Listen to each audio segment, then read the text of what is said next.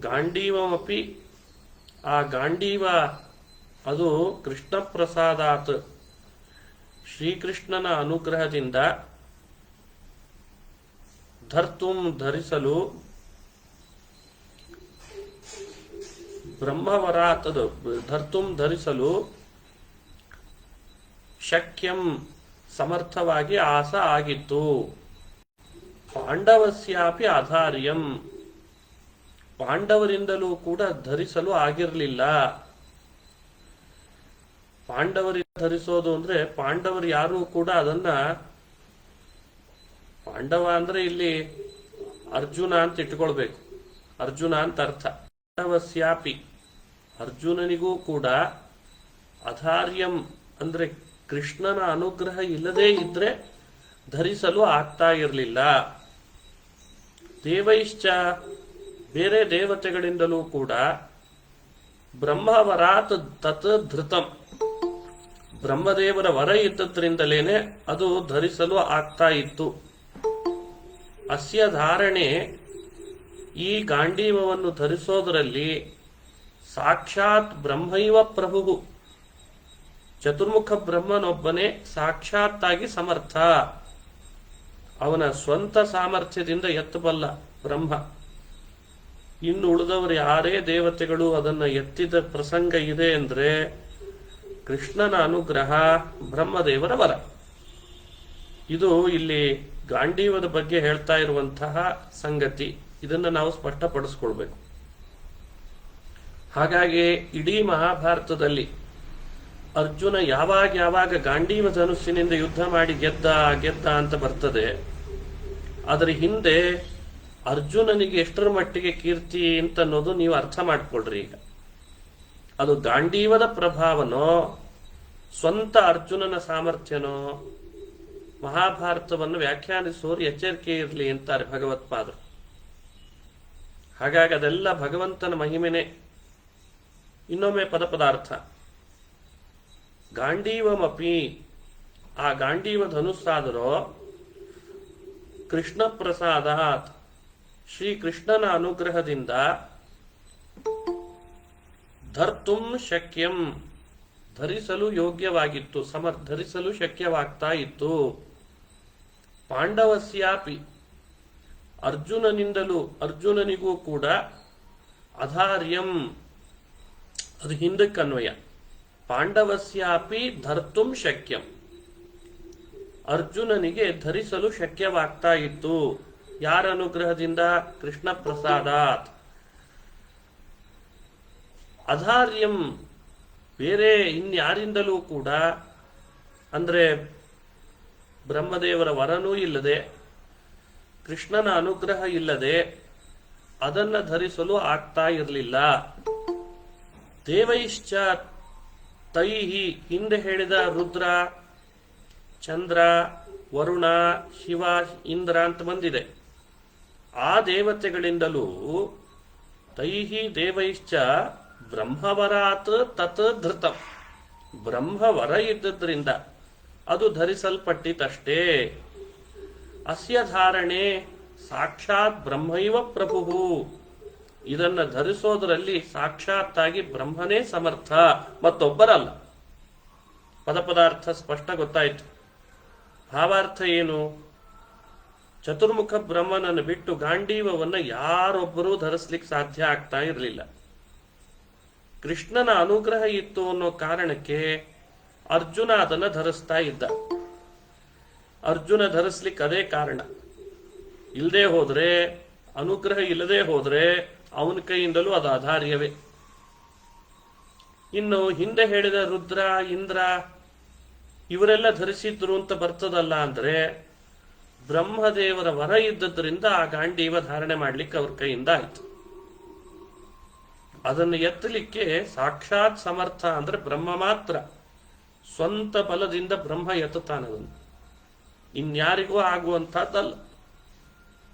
ಕೃಷ್ಣಾನುಗ್ರಹದ ಬಗ್ಗೆ, ಗಾಂಡೀವ ಎತ್ತೋ ವಿಷಯದಲ್ಲಿ ಕೃಷ್ಣಾನುಗ್ರಹದ ಬಗ್ಗೆ ಒಂದು ಪ್ರಸಂಗವನ್ನು ನೆನಪಿಸಿಕೊಟ್ಟು ಹೇಳ್ತಾರೆ. ಶ್ರೀಕೃಷ್ಣ ಪರಂಧಾಮಕ್ಕೆ ಹೊರಟ ಆದ್ಮೇಲೆ ಆ ಕೃಷ್ಣನ ಪತ್ನಿಯರು 16,000 ಸ್ತ್ರೀಯರು, ಅವರನ್ನೆಲ್ಲ ಮ್ಲೇಚ್ಛರು ಅಪಹರಿಸಿದ್ರು ಅಂತ ಒಂದು ಕಥೆ ಬರ್ತದೆ. ಆಗ ಅವರ ರಕ್ಷಣೆ ಮಾಡ್ಲಿಕ್ಕೆ ನಿಂತ್ಕೊಳ್ತೇನೆ ಅಂತ ಅರ್ಜುನ ಹೋಗ್ತಾನೆ ಹೋರಾಟ ಮಾಡ್ಲಿಕ್ಕೆ. ಗಾಂಡೀವ ಧನುಸ್ಸಿದೆ ನನ್ನ ಹತ್ರ, ಎಲ್ಲರ ರಕ್ಷಣೆ ಮಾಡಿಬಿಡ್ತೇನೆ ಅಂತ. ಕೃಷ್ಣನ ಅನುಗ್ರಹ ಇರಲಿಲ್ಲ ಆಗ ಗಾಂಡೀವನೇ ಎತ್ತಲಿಕ್ಕಾಗದೇನೆ ಅಶಕ್ತನಾಗ್ಬಿಡ್ತಾನೆ. ಕೃಷ್ಣ ಅನುಗ್ರಹ ಇತ್ತು, ಗಾಂಡೀವ ಎತ್ತುತ್ತಿದ್ದ. ಆಗ ಎತ್ತಲಿಕ್ಕಾಗಲಿಲ್ಲ, ಎಲ್ಲರನ್ನ ಅಪಹರಿಸ್ಕೊಂಡು ಹೋಗೇ ಬಿಟ್ರು ಮ್ಲೇಚ್ಛರು. ಇದು ಕೃಷ್ಣ ಪರಂಧಾಮಕ್ಕೆ ಹೋದ್ಮೇಲೆ ನಡೆದ ಒಂದು ಘಟನೆ.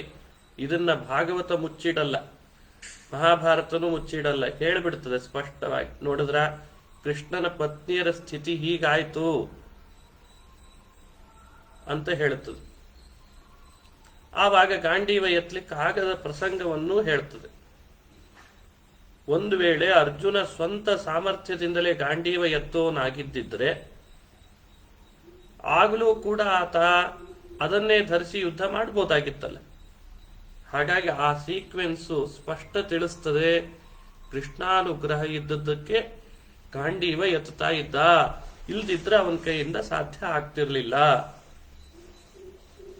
ಇದು 230ನೇ ಶ್ಲೋಕದಿಂದ ತಿಳಿದು ಬರುವ ವಿಷಯ. ಗಾಂಡೀವಮಪ್ಯಾಸ ಕೃಷ್ಣ ಪ್ರಸಾದಾತ್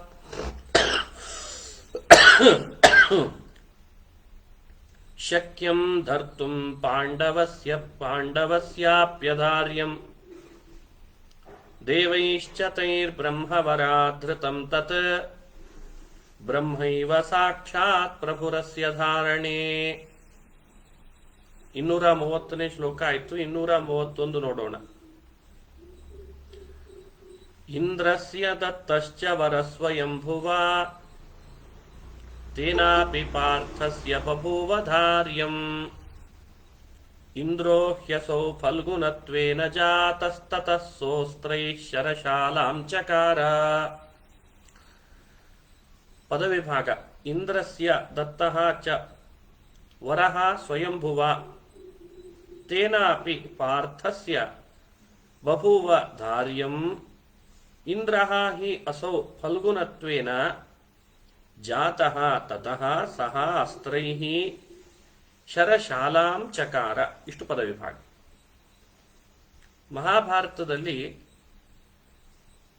ಅರ್ಜುನ ಅಸ್ತ್ರಗಳಿಂದ ಒಂದು ಭವನ ನಿರ್ಮಾಣ ಮಾಡ್ತಾ ಇದ್ದ ಅಂತ ಪ್ರಸಂಗ ಬರ್ತದೆ. ಅಸ್ತ್ರದದ್ದೇ ಭವನ. ಅದಕ್ಕೆ ಭಗವತ್ಪಾದರು ಆ ರೀತಿ ಅವನು ಮಾಡಲಿಕ್ಕೆ ಅವನಿಗೇನ್ ಸಾಮರ್ಥ್ಯ ಅದನ್ನು ವಿವರಣೆ ಕೊಡ್ತಾ ಇದ್ದಾರೆ. ಅದು ಸ್ವಂತ ಬಲ ಅಂತೇನಲ್ಲ, ಅದು ವರಬಲನೆ. ಯಾರ ವರ ಸ್ಪಷ್ಟಪಡಿಸ್ತಾರೆ. ಇಂದ್ರಸ್ಯ ಚ ಇಂದ್ರನಿಗಾದ್ರೋ ಸ್ವಯಂಭುವ ವರಹ ದತ್ತಃ ಚತುರ್ಮುಖ ಬ್ರಹ್ಮನಿಂದ ವರವು ಕೊಡಲ್ಪಟ್ಟಿತ್ತು. ತೇನ ಆದ್ದರಿಂದ ಪಾರ್ಥಸ್ಯಾಪಿ ಧಾರ್ಯಂ ಬಭೂವ ಪಾರ್ಥಸ್ಯಾಪಿ ಅರ್ಜುನನಿಂದಲೂ ಧಾರ್ಯಂ ಬಭೂವ ಆ ಗಾಂಡೀವ ಧನುಸ್ಸು ಎತ್ತಲು ಸಾಧ್ಯವಾಯಿತು. ಇಂದ್ರೋ ಹಿ ಅಸೌ ಫಲ್ಗುನತ್ವೇನ ಜಾತಃ ಇಂದ್ರನೇ ತಾನೇ ಅರ್ಜುನನಾಗಿ ಭೂಮಿಯ ಮೇಲೆ ಹುಟ್ಟಿದ್ದು. ತತಃ ಆ ಕಾರಣದಿಂದ ಸಹ ಅರ್ಜುನನು ಅಸ್ತ್ರೈಹಿ ಅಸ್ತ್ರಗಳಿಂದ ಅದೇ ಗಾಂಡೀವ ಧನುಸ್ಸನ್ನು ಹಿಡಿದು ಶರಶಾಲಾಂ ಚಕಾರ ಶರಗಳ ಶಾಲೆಯನ್ನೇ ನಿರ್ಮಾಣ ಮಾಡ್ತಾ ಇದ್ದ. ಶರಭವನ. ಹಾಗಾಗಿ ಒಂದು ಭವನ ನಿರ್ಮಾಣ ಮಾಡ್ತಾ ಇದ್ದಂತೆ. ಅದು ಸಾಧಾರಣರಿಗೆ ಸಾಧ್ಯ ಇಲ್ಲ. ಅದೆಲ್ಲ ಇಂದ್ರಾವತಾರಿ ಅನ್ನೋ ಕಾರಣಕ್ಕೆ ಆಗ್ತಾ ಇತ್ತು. ಯಾರೊಬ್ಬರು ಭೇದಿಸ್ಲಿಕ್ಕೆ ಆಗ್ತಾ ಇರಲಿಲ್ಲ. ಅಂಥ ಭವನ ನಿರ್ಮಾಣ ಮಾಡಿ ಹಾಕ್ತಾನೆ. ಇನ್ನೊಮ್ಮೆ ಪದಾರ್ಥ. ಇಂದ್ರಸ್ಯ ಚ ವರಹ ದತ್ತಃ ಇಂದ್ರನಿಗೆ ಸ್ವಯಂಭುವ ಬ್ರಹ್ಮದೇವರಿಂದ ವರವು ಕೊಡಲ್ಪಟ್ಟಿತ್ತು. ತೇನ ಆದ್ದರಿಂದ ಪಾರ್ಥಸ್ಯ ಧಾರ್ಯಂ ಬಭೂವಾಪಿ ಅರ್ಜುನನಿಂದಲೂ ಗಾಂಡೀವ ಧನುಸ್ಸು ಎತ್ತಲು ಆಯಿತು. ಇಂದ್ರೋಹಿ ಅಸೌ ಫಲ್ಗುಣತ್ವೇನ ಜಾತಃ. ಇಂದ್ರನೇ ತಾನೇ ಅರ್ಜುನನಾಗಿ ಭೂಮಿಯ ಮೇಲೆ ಹುಟ್ಟಿದ್ದು. ತತಃ ಆ ಕಾರಣದಿಂದ ಸಹ ಅರ್ಜುನನು ಅಸ್ತ್ರೈಹಿ ತನ್ನ ಅಸ್ತ್ರವಿದ್ಯೆಯಿಂದ ಶರಶಾಲಾಂ ಚಕಾರ ಶರಭವನವನ್ನು ನಿರ್ಮಾಣ ಮಾಡಿದ್ದ. ಖಾಂಡವ ವನವನ್ನ ಹೊರಗಿಂದ ಯಾರೂ ಒಳಗೆ ಪ್ರವೇಶ ಮಾಡಲಿಕ್ಕೆ ಅವಕಾಶ ಇರಲಿಲ್ಲ. ಒಳಗಿನಿಂದ ಯಾರೂ ಹೊರಗೆ ಬರಲಿಕ್ಕೂ ಅವಕಾಶ ಇರಲಿಲ್ಲ. ಹಾಗ ಅಗ್ನಿಗೆ ವ್ಯವಸ್ಥೆ ಮಾಡಿಕೊಟ್ನಂತೆ. ಆ ರೀತಿ ಸುತ್ತಲೂ ಬಾಣಗಳ ಮನೆಯನ್ನೇ ನಿರ್ಮಾಣ ಮಾಡಿಬಿಟ್ಟ. ಇಡೀ ಖಾಂಡವ ವನಕ್ಕೆ ಎಲ್ಲೋ ಒಂದ್ ಕಡೆ ಬರಿದಾದ ಜಾಗದಲ್ಲಿ ಭವನ ಕಟ್ಟೋದಲ್ಲ, ಖಾಂಡವ ವನಕ್ಕೆ ಹಾಗೆ ಸುತ್ತಲೂ ಭವನ ನಿರ್ಮಾಣ ಮಾಡಿಬಿಟ್ಟ.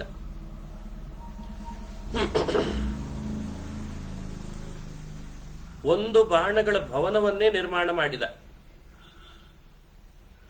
ಭೀಷ್ಮ ಗಂಗಾ ಪ್ರವಾಹದ ನಡುವೆ ಬಾಣಗಳ ಗೋಡೆ ನಿರ್ಮಾಣ ಮಾಡ್ತಾ ಇದ್ದ ಅಂತ ಪ್ರಸಂಗ ಬರ್ತದೆ ಮಹಾಭಾರತದಲ್ಲಿ. ಆ ಗೋಡೆ ಬಾಣಗಳದ್ದಂತೆ. ಗಂಗೆಯ ಪ್ರವಾಹ ಎಷ್ಟಿರ್ತದೆ ಅಂತ ನೀವು ನೋಡಿರ್ಬೇಕು. ಭಾರಿ ಪ್ರವಾಹ, ಭಾರಿ ರಭಸ ಅದರದ್ದು. ಆದ್ರೆ ಇವನ್ ಕಟ್ತಿದ್ದ ಬಾಣಗಳ ಗೋಡೆಯಿಂದ ಗಂಗೆಯ ಹರಿವು ಕೂಡ ಅಲ್ಲೇ ನಿಂತೋಗ್ತಿತ್ತಂತೆ. ಬಹಳ ಸಣ್ಣಕ್ಕೆ ಹರಿತಿತ್ತಂತೆ. ಅದು ಹಿಂದೆ ಬಂದಿದೆ. ಶಂತನು ಬೇಟೆ ಆಡ್ತಾ ಬಂದಾಗ ಗಂಗೆಯನ್ನ ಒಮ್ಮೆ ನೋಡಿ ಆಶ್ಚರ್ಯ ಪಟ್ಬಿಟ್ಟಿದ್ನಂತೆ. ಎಂಥ ರಭಸ ಗಂಗೆದು, ಇವತ್ತ್ಯಾಕೆ ಇಷ್ಟು ಕಡಿಮೆ ಆಯ್ತಲ್ಲ ಅಂತ. ಅದು ಭೀಷ್ಮ ಗೋಡೆ ನಿರ್ಮಾಣ ಮಾಡಿ ಆಟ ಆಡ್ತಾ ಇದ್ನಂತೆ. ಹಾಗೆ ಬಾಣಗಳದ್ದೇ ಮನೆ ನಿರ್ಮಾಣ ಮಾಡಿ ಒಂದು ಕ್ರಿಮಿಯೂ ಕೂಡ ಒಳಗೆ ಹೋಗಬಾರದು, ಒಳಗಿದ್ದದ್ದು ಹೊರಗೆ ಬರಬಾರದು. ಒಂದು ವೇಳೆ ಖಾಂಡವ ವನದಲ್ಲಿ ಇದ್ದದ್ದೆಲ್ಲ ಪ್ರಾಣಿಗಳು ಹೊರ ಬಂದ್ರೆ, ಅಗ್ನಿ ಸುಡ್ಲಿಕ್ಕೆ ಶುರು ಮಾಡಿದ ಮೇಲೆ ಅವನಿಗೆ ಮೇಧಸ್ಸು ಸಿಗಲ್ಲ, ಔಷಧಿ ಸಿಗಲ್ಲ. ಆವಾಗ ಮತ್ತೆ ಅಜೀರ್ಣ ರೋಗ ಪರಿಹಾರ ಆಗ್ತಿರ್ಲಿಲ್ಲ.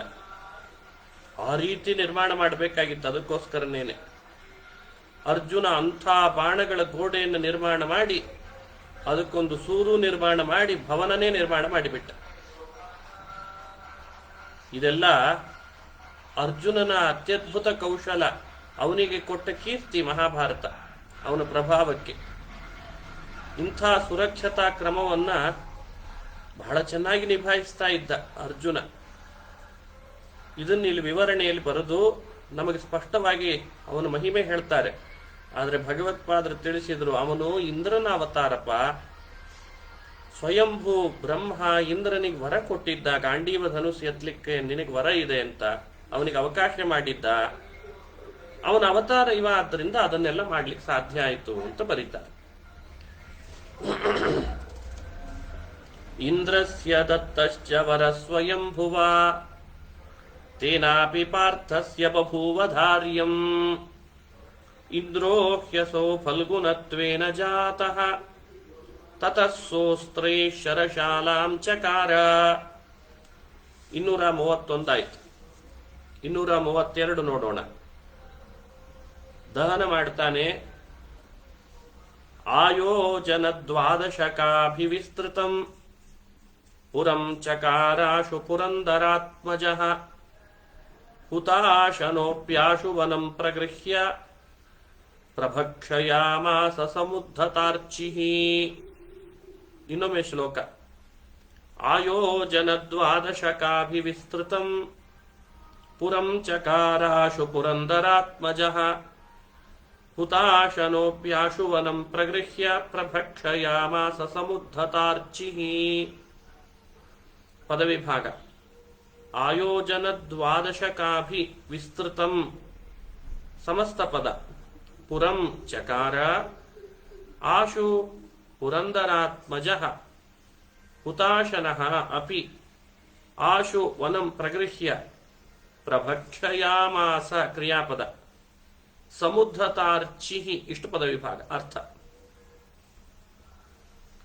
ಪುರಂದರಾತ್ಮಜಃ, ಪುರಂದರ ಇಂದ್ರನ ಆತ್ಮಜಃ ಮಗನಾದ ಅರ್ಜುನನು ಆಶು ಕೂಡಲೇ ಆ ಯೋಜನದ್ವಾದಶಕಾಭಿ ವಿಸ್ತೃತಂ ಪುರಂ. ದ್ವಾದಶ ಅಂತಂದ್ರೆ 12. ಆ ಯೋಜನದ್ವಾದಶಕಾಭಿ ವಿಸ್ತೃತಂ ಅಂದ್ರೆ 12 ಯೋಜನದಷ್ಟು ವಿಸ್ತೃತವಾದಂತಹ ಪುರಂ, ಒಂದು ಬಾಣಗಳ ಪಟ್ಟಣವನ್ನು, ಮನೆಯನ್ನು ಚಕಾರ ನಿರ್ಮಾಣ ಮಾಡಿದ.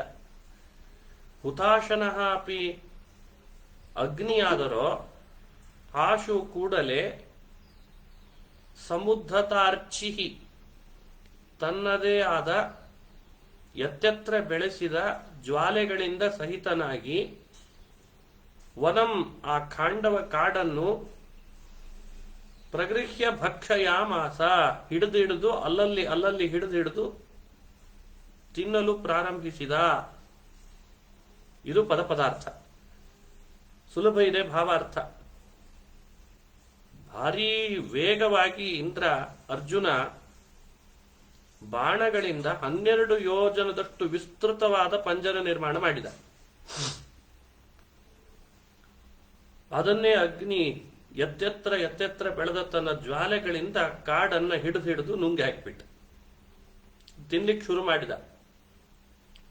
ಶುರು ಮಾಡಿದ ಕೂಡಲೇ ಮತ್ತೆ ಇಂದ್ರ ವಿರೋಧ ಮಾಡೇ ಮಾಡ್ತಾನೆ. ಹೇಗೆ ವಿರೋಧ ಮಾಡಿದ? ಅರ್ಜುನನಿಗೂ ಇಂದ್ರನಿಗೂ ನಡೆದ ಯುದ್ಧ ಏನು ಅದನ್ನೆಲ್ಲ ಮುಂದೆ ಹೇಳ್ತಾ ಬರ್ತಾರೆ. ಈಗ ಆಯೋಜನದ್ವಾದಶಕಾಭಿವಿಸ್ತೃತಂ ಪುರಂಚಕಾರಾಶು ಪುರಂದರಾತ್ಮಜಃ ಹುತಾಶನೋಪ್ಯಾಶು ವನಂ ಪ್ರಗೃಹ್ಯ ಪ್ರಭಕ್ಷಯಾಮಾಸ ಸಮುದ್ಧತಾರ್ಚಿಃ. 232 ನೋಡಿ, ಕಣ್ಣಿ ಕಟ್ಟುವಂತೆ ಹೇಳಿದ್ದಾರೆ. 1 ಯೋಜನ ಅಂದ್ರೆ ಪ್ರಾಯ 12 ಕಿಲೋಮೀಟರ್ ವ್ಯಾಪ್ತಿ ಅಂತ ಒಂದು ಕಡೆ ಹೇಳಿದ್ದ ನೆನಪು. ಕೆಲವರು ಇಲ್ಲ, ಅದು 10 ಕಿಲೋಮೀಟರ್ ಒಳಗೆ ಬರ್ತದೆ ಅಂತ ಹೇಳ್ತಾರೆ. ಅಂತೂ 12 ಯೋಜನ ಅಂತಂದ್ರೆ ಎಷ್ಟು ದೊಡ್ಡದಿರಬೇಕು, ಎಂಥ ಶರಪಂಜರ ಅದು, ಕಲ್ಪನೆ ಮಾಡ್ಕೊಳ್ರಿ. ಔಷಧಿ ದೊಡ್ಡದೇ ಬೇಕಲ್ಲ ಅಗ್ನಿಗೆ, ಯಾಕಂದ್ರೆ ಅಲ್ಲಿರೋ ಪ್ರಾಣಿಗಳ ಕೊಬ್ಬೆಲ್ಲ ಬೇಕಿತ್ತು ಅವರಿಗೆ. ಅಂದ್ರೆ ಅವನ ಹೊಟ್ಟೆ ಒಳಗಿರೋ ಜೀರ್ಣಕ್ಕೆ ಶಕ್ತಿ ಮತ್ತೆ ಪುನಃ ವಾಪಸ್ ಬರ್ತದೆ. 233 ನೋಡೋಣ. ಪ್ರಭಕ್ಷ್ಯಮಾಣಂ ನಿಜ ಕಕ್ಷಮೀಕ್ಷ್ಯ ಸಂಧುಕ್ಷಯಾಮಾಸ ತದಾ ಶುಶುಕ್ಷಣಿಂ ಅಕ್ಷೋಪಮಾಭಿರ್ಬಹುಲೇ ಕ್ಷಣೋಂಭಸಾಂ ಧಾರಾಭಿರಾಕ್ಷುಬ್ಧಮನಾಃ ಕ್ಷಯಾಯ. ಪ್ರಭಕ್ಷ್ಯಮಾಣಂ ನಿಜ ಕಕ್ಷಮೀಕ್ಷ್ಯ ಸಂಧುಕ್ಷಯಾಮಾಸ ತದಾ ಶುಶುಕ್ಷಣಿಂ ಅಕ್ಷೋಪಮಾಭಿರ್ಬಹುಲೇ ಕ್ಷಣೋಂಭಸಾಂ ಧಾರಾಭಿರಾಕ್ಷುಬ್ಧಮನಾಃ ಕ್ಷಯಾಯ. ಪದವಿಭಾಗ. ಪ್ರಭಕ್ಷ್ಯಮಾಣಂ ನಿಜ ಕಕ್ಷಂ ಈಕ್ಷ್ಯ ಸಂಧುಕ್ಷಯಾಮಾಸ ತದಾ ಆಶುಷುಕ್ಷಣಿಂ ಅಕ್ಷೋಪಮಾಭಿಃ ಬಹುಲೇಕ್ಷಣಃ ಅಂಭಸಾಂ ಧಾರಾಭಿಃ ಅಕ್ಷುಬ್ಧಮನಾಃ. ಆಕ್ಷುಬ್ಧಮನಾಃ ಅಂತ ಇಟ್ಕೊಳ್ಬೇಕು. ಆಕ್ಷುಬ್ಧಮನಾಃ ಕ್ಷಯಾಯ. ಇಷ್ಟು ಪದವಿಭಾಗ. ಅರ್ಥ ಎಷ್ಟು ಕ್ಷಕಾರ ಬಳಸಿ ಒಂದು ಶ್ಲೋಕ ಮಾಡ್ತಾರೆ ಭಗವತ್ಪಾದರು. ಪದವಿಭಾಗ ನೋಡಿದ್ವಿ, ಅರ್ಥ ನೋಡ್ಕೊಳ್ಳೋಣ. ನಿಜ ಕಕ್ಷಂ ತನ್ನ ಈ ಕಾಡನ್ನು, ಪ್ರಭಕ್ಷ್ಯಮಾಣಂ ಸುಡುತ್ತಾ ಇದ್ದ, ತಿಂತಾ ಇದ್ದಂತಹ ಅಗ್ನಿಯನ್ನು ಈಕ್ಷ ನೋಡಿ, ಆಕ್ಷುಬ್ಧ ಮನಃ ಅತ್ಯಂತ ಕ್ಷೋಭೆಗೊಂಡ ಮನಸ್ಸುಳ್ಳವನಾಗಿ, ಅಕ್ಷೋಪಮಾಭಿಹಿ ರಥದ ಚಕ್ರದಲ್ಲಿರುವ ಆ ಅಚ್ಚು ಮರ ಅಂತಿರ್ತದೆ, ಅದಕ್ಕೆ ಅಕ್ಷ ಅಂತ ಕರೀತಾರೆ. ಆ ಅಚ್ಚು ಮರದಷ್ಟು ಇದ್ದಂತಹ ಅಂಬಸಾಂ ಧಾರಾಭಿ, ನೀರಿನ ಧಾರೆಗಳಿಂದ, ಬಹುಲೇಕ್ಷಣ ಸಹಸ್ರಾಕ್ಷ ಅಂತಂದ ಅನಿಸಿದ ಇಂದ್ರನು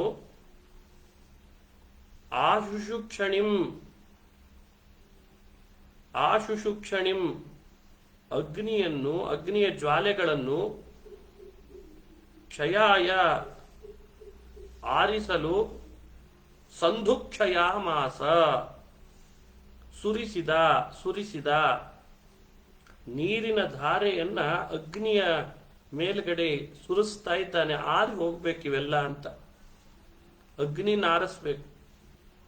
ಆ ನೀರಿನ ಒಂದೊಂದು ಧಾರೆ ರಥದ ಅಚ್ಚು ಮರದಷ್ಟು ಪ್ರಮಾಣದಲ್ಲಿ ಇತ್ತಂತೆ. ಎಲ್ಲಾದ್ರೂ ಮಳೆ ಬಿದ್ದರೆ ಆ ಬಿದ್ದ ಮಳೆ ಎಷ್ಟು ಸೆಂಟಿಮೀಟರ್ನಲ್ಲಿ ಬಿತ್ತು ಅಂತ ಈಗ ಹೇಳ್ತಿರ್ತಾರಲ್ಲ, ಕೇಳಿರ್ತೀರಿ. ಹಾಗೆ ಪುರಾಣ ಭಾರತಗಳಲ್ಲೆಲ್ಲ ಆ ಬಿದ್ದ ಮಳೆ ಧಾರೆ ಎಷ್ಟಿತ್ತು ಅಂತ ಹೇಳಲಿಕ್ಕೆ ಇಂಥವೆಲ್ಲ ಉದಾಹರಣೆ ಕೊಟ್ಟಿರ್ತಾರೆ. ಇನ್ನೊಂದು ಕಡೆ ಧಾರಾಭಿಹಿ ಹಸ್ತಿ ಹಸ್ತಾಭಿಹಿ ಅಂತಾರೆ. ಆನೆ ಸೊಂಡಲ ಗಾತ್ರದಂತಹ ಧಾರೆಗಳನ್ನು ಸುರಿಸಿದ ಅಂದ್ರೆ ಅದು ಎಷ್ಟು ದಪ್ಪ ಇತ್ತು ನೀರಿನ ಹನಿ, ಆ ನೀರಿನ ಧಾರೆ, ಅದನ್ನು ನಾವೇ ಅಂದಾಜು ಮಾಡಿಕೊಳ್ಳಿ ಅಂತ. ಹಂಗೆ ಇಲ್ಲೂ ಕೂಡ ಭಗವತ್ಪಾದರು ಹೇಳಿದ್ದಾರೆ. ಇನ್ನೊಮ್ಮೆ ಪದಾರ್ಥ ನೋಡ್ಕೊಂಡು ಬಿಡೋಣ. ಇಲ್ಲಿ ಬಹುಲೇಕ್ಷಣ ಅಂದ್ರೆ ಬಹಳ ಕಣ್ಣು ಅಂತ ಅರ್ಥ. ಇಂದ್ರನಿಗೆ ಸಾವಿರಾರು ಕಣ್ಣು ಇದ್ದದಕ್ಕೆ ಸಹಸ್ರಾಕ್ಷ ಅಂತಿದೆ. ಅದನ್ನು ಭಗವತ್ಪಾದರು ಬಹುಲೇಕ್ಷಣ ಅಂತ ಕರೆದಿದ್ದಾರೆ. ಬಹುಲೇಕ್ಷಣ ಇಂದ್ರದೇವರು ನಿಜ ಕಕ್ಷಂ ಪ್ರಭಕ್ಷ್ಯಮಾಣಂ, ತನ್ನ ಕಾಡನ್ನು ಸುಡ್ತಾ ಇದ್ದಂಥ ಅಗ್ನಿಯನ್ನು ಈಕ್ಷ ನೋಡಿ, ಅಕ್ಷೋಪಮಾಭಿಹಿ ಅಂಬಸಾಂ ಧಾರಾಭಿಹಿ, ಅಕ್ಷದಷ್ಟು ಇದ್ದಂತಹ ನೀರಿನ ಧಾರೆಗಳಿಂದ ಆ ಕ್ಷುಬ್ಧ ಮನಃ, ಅತ್ಯಂತ ಕ್ಷೋಭೆಗೊಂಡ ಮನಸ್ಸುಳ್ಳವನಾಗಿ,